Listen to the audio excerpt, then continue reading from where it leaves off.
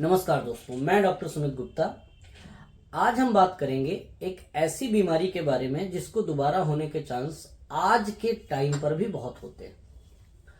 हम कह सकते हैं कि आज की आधुनिक विज्ञान के इतने ज़्यादा उत्कृष्ट होने के बावजूद भी ऐसी बीमारी जिसका कह सकते हैं संपूर्ण सफल इलाज की गारंटी कोई लेता नहीं है। और कह सकते हैं कि हमने ऐसे ऐसे पेशेंट भी देखे हैं जिन्होंने 4-4, 5-5 बार ऑपरेशन कराया लेकिन फिर होती रहती है। हम आज बात करेंगे फिस्चुला या भगंदर के बारे में। कुछ कारणों के बारे में जानेंगे कि दोबारा होती क्यों है, कैसे हम दोबारा होने से बचा सकते हैं, कैसे देखभाल करें और किन चीज़ों की सावधानी रखें ताकि दोबारा होने के चांसेस बहुत कम हों। तो पहले समझ लेते हैं कि फिस्चुला होता क्या है। इसको हिंदी में भगंदर कहते हैं। ये हमारी एनल कैनाल है, ये रेक्टम का हिस्सा है, ये एनल कैनाल है। एनल कैनाल में आपको यहाँ पर कुछ दिख रहा होगा, यहाँ पर ये एनल कॉलम्स ऑफ मॉर्गेग्नी है और इनके बेस को जोड़ते हुए कुछ वाल्व लाइक स्ट्रक्चर होते हैं जिन्हें एनल वाल्व कहते हैं। और यहीं पर कुछ साइनसेस होते हैं जहां पर कुछ ग्लैंड्स सिचुएटेड होती हैं जिन्हें कहा जाता है anal glands. Most of the fistula, कह सकते हैं 80% से ज्यादा जो फिस्चुला होते हैं भगंदर, वो उन्हीं कैनाल में इन्फेक्शन की वजह से होते हैं। होता क्या है कि एनल कैनाल में, जैसे मान लो यहाँ पर कोई एनल कैनाल है, ये एनल कैनाल में ये कोई एनल ग्लैंड है और ये वाल्व से ढकी हुई है इसकी जो ओपनिंग है। लेकिन इसमें अगर कोई इन्फेक्शन होता है तो यहाँ पर क्या होता है, इन्फेक्शन की वजह से यहाँ पर पस कलेक्शन होने लगता है जिसको एनल अब्सेस कहते हैं। और ये पस कलेक्शन जो है ये फिर रास्ता ढूंढता है कि हम किधर तो जाएं। और ये जाते जाते अगर देखा जाए ग्रेविटी की वजह से भी, क्योंकि नीचे की तरफ ही रहेगी, तो ये मलद्वार के आसपास के हिस्से पर कहीं खुलता है ऐसे। इसकी 5 ग्रेड्स हैं जो कि हम पिछले वीडियो में बता चुके हैं। अगर आपको जानना है तो हमारे YouTube चैनल पे जाकर आप देख सकते हैं। मैंने इसकी 5 ग्रेड्स को इसके क्लासिफिकेशन को बहुत डिटेल में बताया हुआ है, तो आप इसे बेहतर तरीके से समझ सकते हैं। तो ये अगर मान लो दोनों स्फिंक्टर, ये इंटरनल स्फिंक्टर है, ये एक्सटर्नल स्फिंक्टर है, दोनों को कर रहा है पियर्स ऐसे, ये 3rd ग्रेड का है, सिंपल है। लेकिन अगर मान लो इसमें ब्रांचिंग हो जाए या कोई पस कलेक्शन इधर उधर साइड हो जाए तो ये 4th ग्रेड हो जाएगा। और ये अगर लिवेटर नई मसल के ऊपर पहुंचेगा किसी भी तरीके से तो ये 5th ग्रेड हो जाएगा। तो अभी हम ये ऐसा मान के चलते हैं कि सिंपल ट्रैक है, ये है। अब क्या होता है कि अगर हम क्षार सूत्र की बात करें, चूंकि मैं क्षार सूत्र ही करता हूं इसलिए क्षार सूत्र की ही बात करता हूं।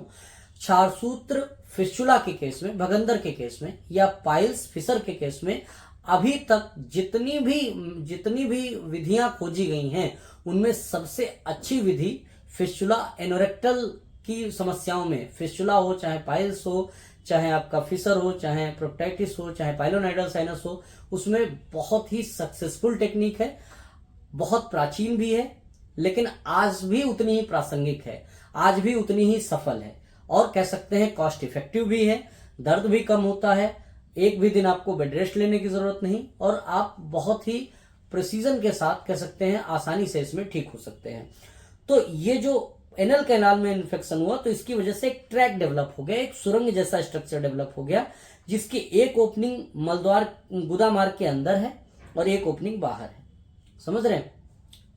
अब इसमें क्या होता है कि इसमें सर्जरी करते टाइम कुछ समस्याएं हैं। या तो सर्जरी के टाइम अगर कोई इसमें ब्रांच है और वो ब्रांच छूट गई तो दोबारा होने के चांस बहुत ज्यादा है।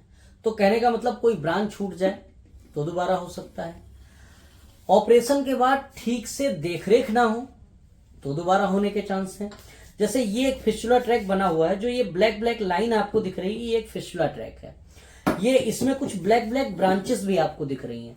अगर मान लो सर्जरी करते टाइम यहां तक किया गया लेकिन यहां पस और इन्फेक्टेड टिश्यू जो थे वो बचे रह गए तो दोबारा होगा, 100% होगा। और एक बार नहीं, 4 बार 10 बार भी सर्जरी कराएंगे फिर भी ये होता ही रहता है। क्षार सूत्र विधि एक ऐसी विधि है जिसमें दोबारा होने के चांस बहुत कम होते हैं। अच्छा, तो हमको कैसे पता चलेगा कि ब्रांचेस कितनी हैं, कहां कहां पर हैं? तो उसके लिए एक जांच कराई जाती है जिसको बोलते हैं एमआरआई फिस्चुलोग्राम। एमआरआई फिस्चुलोग्राम फिस्चुला के लिए गोल्ड स्टैंडर्ड की जांच है। कहने का मतलब यह है कि सबसे अच्छी सटीक जानकारी अगर किसी डिजिटल एग्जामिनेशन के थ्रू पता चल सकती है फिस्चुला की, तो वो MRI फिस्टुलोग्राम है, जिसमें आपको फिस्टुला ट्रैक की मोटाई, लंबाई, चौड़ाई, कहां पर उसकी इंटरनल ओपनिंग है, कहां पर एक्सटर्नल ओपनिंग है, ब्रांचेस किधर ट्रेवल कर रही हैं, पस कलेक्शन कहां पे है, सारी जानकारी लगभग आपको मिल जाती है। उससे एक फायदा ये होता है कि जब आप सर्जरी के बारे में प्लान करते हैं तो आपको बहुत आसानी होती है एज अ सर्जन कि उसमें पूरी तरीके से जो भी ट्रैक्स हैं उनको ठीक किया जा सके, उन्हें क्योर किया जा सके। तो अगर कोई ट्रैक छूट गया तो दोबारा हो सकती है, या इन्फेक्शन बचा रह गया तो दोबारा हो सकती है।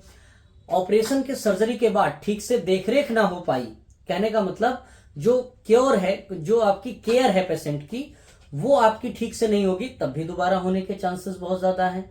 या फिर कह सकते हैं कि कोई इन्फेक्शन ठीक तो हो रहा था लेकिन उसी बीच में दोबारा इन्फेक्शन हो गया तो दोबारा होने के चांसेस हैं। तो ये ऐसे बहुत से कारण हैं। जिनका इम्यून सिस्टम वीक होता है उनको दोबारा होने के चांसेस बहुत ज्यादा होते हैं। जो ट्यूबरकुलोसिस जैसी बीमारी से पीड़ित हैं उनको दोबारा होने के चांसेस बहुत ज्यादा हैं। या फिर जो डायबिटीज से पीड़ित हैं उनको दोबारा होने के चांसेस बहुत ज्यादा हैं। या जिनको कॉन्स्टिपेशन क्रोनिक रहता है उनको दोबारा होने के चांसेस बहुत ज्यादा हैं। तो ऐसी बहुत सारी समस्याएं हैं जिनसे फिस्टुला दोबारा होने के चांसेस बहुत ज्यादा है। अच्छा, मैं क्षारसूत्र के बारे में क्यों कह रहा हूं कि इसमें दोबारा होने के चांस बहुत कम है। क्षारसूत्र जो होता है वो जल्दी की थेरेपी नहीं है, कहने का मतलब उसमें टाइम लगता है, 1 महीना, 2 महीना, कई बार 3 महीना, 4 महीना, वो डिपेंड करता है कि जो फिस्टुला है उसकी इंटरनल ओपनिंग कहां पे है। एक्चुअल में कुछ ऐसे ट्रैक होते हैं जो बहुत नीचे होते हैं, तो लो एनल फिस्टुला होते हैं, जिनको ठीक करना क्षारसूत्र लाइगेट करने के बाद बहुत आसानी से उसको कट करता हुआ निकल आता है, तो उसमें कई बार महीने भर में भी ठीक हो जाता है। लेकिन कई बार हाई एनल फिस्टुला होता है, कहने का मतलब ये हुआ कि एनोरेक्टल जंक्शन के पास है या कई बार उसके ऊपर भी होता है, तो ऐसी कंडीशन में ट्रैक को कट करने में टाइम लगता है, तो कई बार 3 महीने 4 महीने का भी टाइम लग सकता है।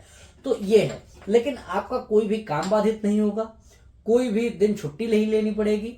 बस ये है कि हफ्ते में एक बार जो क्षारसूत्र है उसको चेंज करना होता है, ताकि जो क्षारसूत्र जो होता है उसके ऊपर कुछ मेडिसिन का लेप होता है। अगर 1 हफ्ते तक रहता है तो रोज सफाई करनी होती है, रोज ऑयलिंग करनी होती है, रोज दवा लगानी होती है, तो जो क्षारसूत्र के ऊपर की लेयर होती है वो धीरे धीरे 1 हफ्ते में वॉश्ड आउट हो जाती है। तो इसलिए धागा चेंज करना होता है, क्षारसूत्र चेंज करना होता है, ताकि ये कटिंग का प्रोसीजर जो है वो चलता रहे। क्षारसूत्र जो होता है वो एक ऐसा सर्जिकल इंस्ट्रूमेंट है जो इंसीजन, एक्सीजन और स्कैल्पिंग तीनों कर सकता है, छेदन, भेदन, लेखन तीनों। ऐसा आज तक कोई दूसरा इंस्ट्रूमेंट नहीं है जो तीनों काम एक साथ कर सकता हो, है ना। तो क्षारसूत्र में रोज ट्रैक की सफाई होती है। उस ट्रैक की सफाई की वजह से अगर मान लो किसी ट्रैक में कुछ रह गया है, तो रोज जब आप ट्रैक की सफाई करेंगे क्लोरीन वाटर से या फिर कह सकते हैं एक तरीके से मेट्रोजिल से, तो उससे जो ट्रैक है उसका भी इन्फेक्शन धीरे धीरे ठीक होने लगता है, ठीक हो जाता है हम कह सकते हैं। तो इसमें लंबे टाइम तक केयर रखनी होती है और धीरे धीरे प्रोसेस होता है, जल्दी का कोई प्रोसेस नहीं होता। इसीलिए क्षारसूत्र की आज तक कह सकते हैं जो एक्यूरेसी रेट है वो बहुत अच्छी है, कह सकते हैं मोर देन 90% केसेस में दोबारा होने के चांस नहीं होते हैं। तो Ksharsutra is the best technique, is the best treatment for any type of fistula present in anorectal region. किसी भी टाइप का जो फिस्टुला है उसके लिए बहुत बेहतर तकनीक है। तो दोबारा होने के चांसेस बहुत कम रहते हैं और ठीक होने के चांसेस बहुत ज्यादा रहते हैं। उम्मीद है आपको समझ आया होगा कि जो फिस्टुला है भगंदर वो बार बार क्यों होता है और हम ऐसा क्या करें कि उसे दोबारा होने से रोका जा सके। तो क्षारसूत्र अपनाएं, स्वस्थ रहें, आयुर्वेद अपनाएं, स्वस्थ रहें। अगर आपके मन में कोई सवाल है, कोई क्वेरी है, आप कुछ पूछना चाहते हैं तो नीचे दिए गए नंबर पर हमें कांटेक्ट कर सकते हैं। आपके क्वेश्चंस का आंसर जरूर मिलेगा। Thank you.